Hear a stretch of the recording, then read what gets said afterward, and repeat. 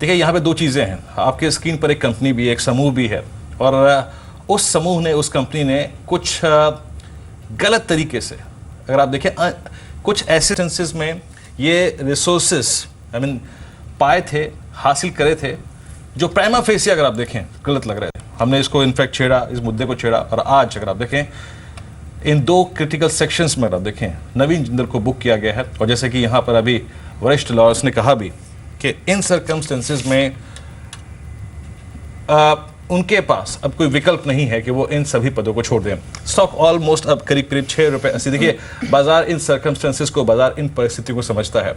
आपके पास ब्लॉक्स थे, आपके पास और ब्लॉक्स आए, बाजार खुश हुआ, बाजार ने प्रतिक्रिया जाहिर करी, लेकिन जब बाजार को ये मालूम चला कि आपने अनड्यू एडवांटेज लेकर आपने गलत तरीके से वो रिसोर्सेज हासिल किए हैं, स्टॉक की रेटिंग हुई ऑलमोस्ट, आप देखिए कहाँ 155, 150, उसके बाद 100, then it went up to I think 55 तक आ गया। उसके बाद फाइनली अगर आप देखिए ये खबर, ये कंप्लीटली सेटबैक है, एक बड़ा सेटबैक है जेएसपीएल के लिए। 6790 पे बाजार इस सेटबैक को, बाजार इस गंभीरता को समझता है, और स्टॉक ऑलमोस्ट डे लो पर, दिन के सबसे निचले स्तर पर, आपकी स्क्रीन के निचले भाग पे आप देख सकते हैं स्टॉक दिन के सबसे निचले भाग पे। इस बीच सीधे मेरे सहयोगी असीम के बाद चलते हैं परियाला हाउस कोर्ट पे। आज जो प्रोसीडिंग्स हुई उसको समझने की कोशिश करते हैं।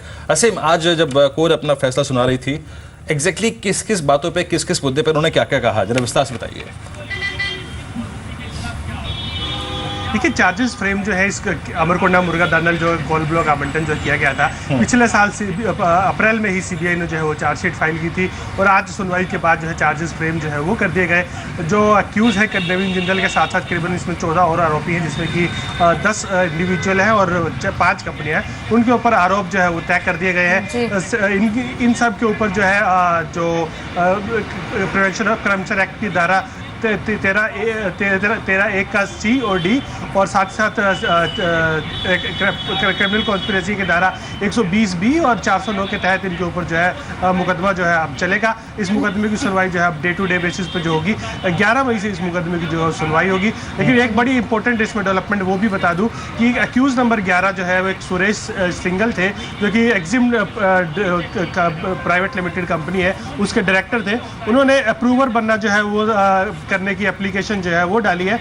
उनका स्टेटमेंट जो है वो भी रिकॉर्ड जो है किया जा चुका है। तो उन्होंने कहा कि उनको पुलिस प्रोटेक्शन भी चाहिए, क्योंकि वो अप्रूवर बनने जा रहे हैं। उनको सरकारी गवाह बनने की उन्होंने इजाजत जो है वो मांगी है सरकार से। उनका स्टेटमेंट जो है वो भी रिकॉर्ड किया जा सकता है। तो खासतौर पर जो भी इसमें आरोपी हैं इसको कोल ब्लॉक आवंटन मामले में, उनकी मुसीबतें जो है थोड़ी बढ़ सकती है। हाँ, असीम, एग्जैक्टली मैं इसी चीज़ से बात करना चाहूँगा। आई मीन ये देखिए प्रक्रिया जो चली, जब सीबीआई ने अपनी चार्जशीट फाइल करी, आज कोर्ट का ये निर्णय, ये जो अप्रूवर की बात कही है आपने, आई मीन ये इस प्रक्रिया को आगे बढ़ाने के लिए ये फैसला उचित हो, माननीय हाईकोर्ट जो भी फैसला करेगी, इसके बाद जो कोर्ट जो फैसला करेगी, माफ़ कीजिएगा, वो बिल्कुल सही हो, और साथ ही साथ ये प्रक्रिया जल्दी खत्म हो जाए। इसके लिए ये अप्रूवर जो नया आया है, जिन्होंने सरकारी गवाह बनने की इनफैक्ट परमिशन मांगी है, ये कितना क्रिटिकल फैक्टर है इस पूरे केस के लिए? देखिए, स्पेसिफिकली ये बता दूं कि सुरेश सिंगल जो है आरोपी नंबर 11 थे। एक कंपनी है एक्जिम प्राइवेट लिमिटेड, उनके डायरेक्टर थे। तो उन्होंने 21 अप्रैल को एक एप्लीकेशन मूव की, और उन्होंने कहा कि वो उस केस में अप्रूवर जो है बनना चाहते हैं, यानी कि सरकारी गवाह बनना चाहते हैं, और उनको उनके लिए उसको जो है पुलिस प्रोटेक्शन जो है वो भी दी जानी चाहिए। उनको खतरा है कि उनकी जान का जो है खतरा है। लेकिन उसके बाद उनकी स्टेटमेंट जो है वो रिकॉर्ड की गई CMM के सामने। उन्होंने स्टेटमेंट जो है अपनी रिकॉर्ड कर ली है। अब जो स्टेटमेंट उन्होंने दी है कि वो किस तरह से पूरे केस में गवाही देने के लिए तैयार है, तो उसके ऊपर बहस होगी 11 मई के आसपास जो है इसका होगा। लेकिन एक गवाह जिस तरह की एक्यूज इसमें गवाह बनेगा, सरकारी गवाह बनेगा, तो उसके लिए काफ़ी बड़ी मुसीबतें हो सकती है, क्योंकि एक उनके पास सारे फैक्ट्स हैं केस के कि किस तरह से ये सारा कोल ब्लॉक मामले का जो है इसको जो है सारा जो अंजाम जो है वो दिया गया। तो उसके पास सारे केस के फैक्ट्स हैं। वो एक आरोपी भी था, लेकिन अब उसने अप्रूवर बनना तय कर लिया है। तो उसके पास सारी डिटेल्स है कि किस तरह से ये सारा घोटाला हुआ, क्या प्रोकिड था। तो एक बड़ी मुसीबत जो है, जो आरोपी है कोल ब्लॉक आवंटन में, जिसमें कि 14 आरोपी अब रह चुके हैं, मतलब पहले 15 थे, एक अप्रूवर बन चुका है, तो 14 आरोपी है। तो उनके लिए काफी बड़ी मुसीबत जो है खड़ी हो सकती है। असीम, बिल्कुल बिल्कुल, अगर आरोपी ही, अगर उनमें से कोई एक आरोपी ही अगर अप्रूवर बनता है, तो डेफिनेटली जो बाकी आरोपी हैं उनके लिए एस्केप का रास्ता यहाँ पर बिल्कुल पूरे तरीके से बंद हो जाता है, क्योंकि पूरे प्रूफ उनके पास है। लेकिन प्रिसाइसली असीम, आपसे जानना चाहेंगे कि कौन कौन से सेक्शंस यहाँ पर लगाए गए हैं नवीन जिंदल पर? देखिए अभी ये तय नहीं हुआ कि कौन से आरोपी के ऊपर किस सेक्शन में जो है वो ट्राई किया जाएगा, लेकिन बोर्डली पूरे केस के अंदर ये है कि 120 बी जिसकी हम ये कहते हैं कि क्रिमिनल कॉन्स्पिरेसी, 409 जिसमें मिसरिप्रेजेंटेशन ऑफ फैक्ट्स है, और उसके साथ साथ प्रिवेंशन ऑफ करप्शन एक्ट की 13(1) सी और डी धारा है, जिसमें कि गवर्नमेंट ऑफिशियल्स जिनके साथ कंक्लूड करके ये सारा कोल ब्लॉक आवंटन का इसको अंजाम जो है वो दिया गया। तो इन धाराओं के तहत जो है मुकदमा अब चलेगा। मुकदमे की सुनवाई जो है 11 मई से होगी। उसके बाद तय होगा कि आरोपी आरोप जो है वो तय होंगे। लेकिन सबसे बड़ी बात है कि एक आरोपी ही जो है कि टर्न अप्रूवर बन गया, तो उसके लिए थोड़ी सी मुसीबतें बढ़ा सकता है वो। चलिए इसमें सुमित के बाद चलते हैं न्यूज रूम में। एग्जैक्टली सुमित, एक सीरीज ऑफ आई थिंक आप कह सकते हैं कि बैड न्यूज इस समूह के लिए रही, इस कंपनी के लिए रही, और आई थिंक एग्जैक्टली जो किया था वो सामने आया। लेकिन एज ए इन्वेस्टर हम लोगों को ये भी देखना है कि एक इन्वेस्टर के हित को भी देखना है। बहुत से लोग इसमें फंसे होंगे। ये कितना बड़ा सेटबैक है? अभी कुछ देर पहले विकास सेठी हमारे साथ हैं, उन्होंने कहा completely exit it's a sell. कितने वर्स्ट सर्कमस्टेंसेस आज इस समूह और इस कंपनी के सामने खड़े हैं?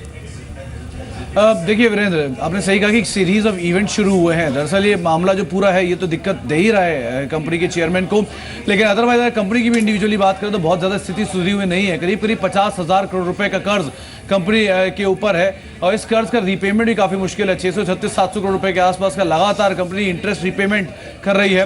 प्रमोटर की होल्डिंग का भी मेजर हिस्सा यानी 1/4% के आसपास का हिस्सा जो है वो गिरवी रखा हुआ है। ये एक और बड़ा कंसर्न है।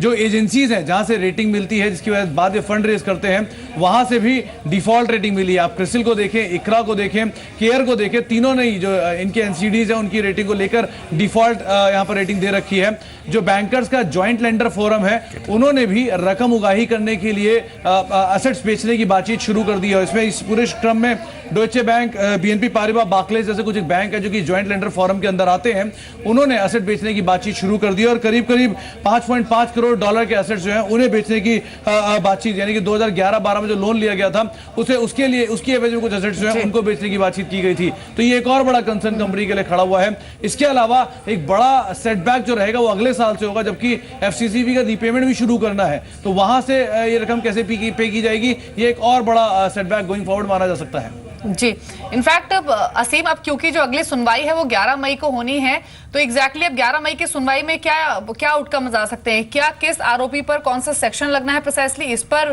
फैसला लिया जा सकता है, और क्या आउटकम्स होंगे उन सेक्शंस के थ्रू, यानी सजा क्या होगी, इस पर भी फैसला आ सकता है 11 मई को?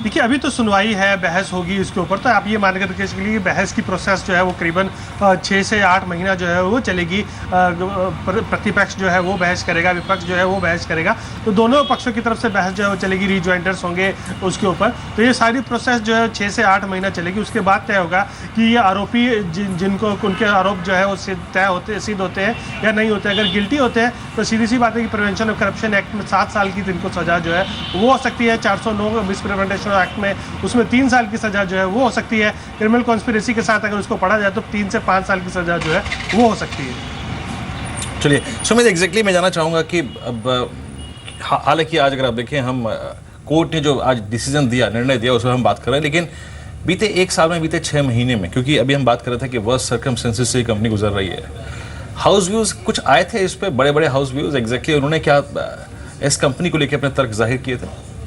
वीरेंद्र, करीब 12 ऐसे ब्रोकर्स हैं जिनकी सेल रिपोर्ट है जेएसपीएल के ऊपर, और उनके जो कंसर्न बताए जाते हैं वो यही कि पहले तो सेक्टर का आउटलुक खराब, दूसरा कंपनी के इंडिविजुअल आउटलुक में भी बहुत ज़्यादा उत्साह नहीं दिखाई पड़ रहा है, हायर डेट है, हायर इंटरेस्ट आउटगोज है, वो कंपनी लगातार पे कर रही है। उसके अलावा जो आगे चल के इनके फ्यूचर रिडम्पशंस हैं उसको लेकर ट्रबल क्रिएट हो रहा है।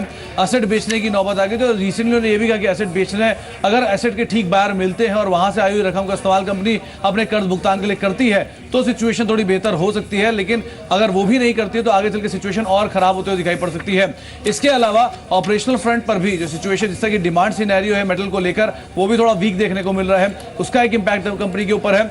इंटरेस्ट कॉस्ट हाई होने की वजह से कंपनी की जो मार्जिन है वो इरोड होते हुए दिखाई पड़ रहा है और लगातार तिमाही दर तिमाही आधार पर कंपनी के जो मार्जिन है वो इरोड होते हुए दिखाई पड़ रहे हैं। ये एक और बड़ा कंसर्न कंपनी के लिए है। नई कैपेसिटी एडिशन में भी ट्रबल है क्योंकि कैश ज्यादा रियलाइजेशन में इतना ज्यादा कैश आ नहीं रहा है, इसकी वजह से नई कैपेसिटीज कंपनी को ऐड करने में भी काफी ट्रबल हो रहा है। इसके अलावा कंपनी के पास जो फंड रेज करने के लिए सोर्सेज हैं वो भी काफी ब्लीक दिखाई पड़ रहे हैं। चाहे आप रेटिंग एजेंसीज की बात कर लें, बैंक्स की बात कर लें, क्योंकि ऐसा भी अनुमान है कि एक्सिस बैंक, आईसीआईसीआई बैंक जैसे जो दिग्गज बैंक है इनका एक बड़ा एक्सपोजर है स्टील स्पेस को लेकर और इंडिविजुअल कंपनी को लेकर भी, तो उनकी तरफ से फर्दर रकम मिलना काफी मुश्किल है। दूसरा, क्योंकि कंसोर्शियम असेट्स बेचने की बातचीत कर रहा है तो यह भी काफी मुश्किल है कि बाकी कंसोर्शियम भी इन्हें रकम देगा। इसके अलावा इक्विटी के जरिए जो रकम जुटाने की बात थी वहां पर भी हिस्सेदारी गिरवी रखी हुई है, तो वो भी एक बड़ा कंसर्न है जहां से रकम नहीं मिलने वाली। साथ ही साथ क्योंकि रेटिंग एजेंसीज की डिफॉल्ट रेटिंग भी कंपनी को मिल चुकी है, तो जो इजी कॉस्ट ऑफ फंडिंग या फिर जो सस्ती दरों पे कर्ज मुहैया कराना होता है वो भी कंपनी को मिलना काफी मुश्किल है। तो अब असेट बेचने के अलावा बहुत ज्यादा विकल्प बचे नहीं कंपनी के सामने, और अगर असेट के भी ठीक ठाक बायर नहीं मिलते हैं तो वहां से भी जो ऑप्शंस हैं वो ऑलमोस्ट खत्म होते हुए दिखाई पड़ रहे हैं। तो बहुत सारे विकल्प नहीं है कंपनी के पास। सबसे बड़ी आप देखिए बात यह है कि कंपनी कैश क्रंच है इस वक्त, और जो लो कॉस्ट फंडिंग के रिसोर्सेज होते हैं वो इस वक्त कंपनी के पास ना के बराबर है। ऐसे मैं जानना चाहता हूँ कि एग्जैक्टली अभी हम बात कर रहे थे कुछ वरिष्ठ वकीलों से, अभी नवीन जिंदल के सामने अरेस्ट के चांसेस कितने हैं, या फिर वो आगे हायर कोर्ट में जाके अपने जो बेल है वो ले सकते हैं? देखिए, अभी अरेस्ट के चांसेस नहीं है, अभी तो सिर्फ फ्रेमिंग ऑफ चार्जेस जो है वो हुए हैं। उसके बाद क्योंकि कोर्ट इनको पहले ही बेल जो है वो दे चुका है, अभी फ्रेमिंग ऑफ चार्जेस हुए हैं, उसके बाद पूरी बहस होगी। एक प्रोसेस है जिसको कोर्ट को जो है फॉलो करना होगा। तो उसके बाद अगर आरोप सिद्ध होते हैं, करीबन ये भी इसमें प्रोसेस में मैं ये कह सकता हूँ कि 6 से 8 महीने का वक्त जो है लग सकता है, क्योंकि ये स्पेशल कोर्ट है, डे टू डे सुनवाई जो है वो कर रही है। तो फिर भी लेकिन लोग जो वकील हैं वो कोशिश करेंगे कि हम एडजर्नमेंट ले लें और इसको खींचे मामले को, लेकिन फिर भी 6 से 8 महीने का वक्त लगता है। उसके बाद आरोप सिद्ध होते हैं तो उसके बाद अरेस्टिंग की जो है वो बात हो सकती है। लेकिन अभी फिलहाल ये कहना कि उनको अरेस्ट किया जाएगा ये थोड़ी सी जल्दबाजी होगी, लेकिन उनको बेल ऑलरेडी मिल चुकी है, बेल उनको, और ये प्रोसेस चलने के बाद अगर आरोप सिद्ध होते हैं उसके बाद उनको कोर्ट जो है सजा सुनाएगी। चलिए, तो अगर आप देखें ये इन मामलों में अगर वो कन्विक्टेड होते हैं तो उनके सामने अरेस्ट का अगर आप देखें सर्कमस्टेंसेस भी होंगे, लेकिन अभी वो उस प्रक्रिया में 6 से 8 महीने का वक्त है। अगली सुनवाई 11 मई को है। हालांकि ये नॉन बेलेबल ऑफेंसेस हैं सारे, अगर प्रूव होते हैं तो ये सारे के सारे जिन सेक्शन में उनको आज जो लगाए गए हैं उनके ऊपर धाराएं लगाई गई हैं वो नॉन बेलेबल ऑफेंस है।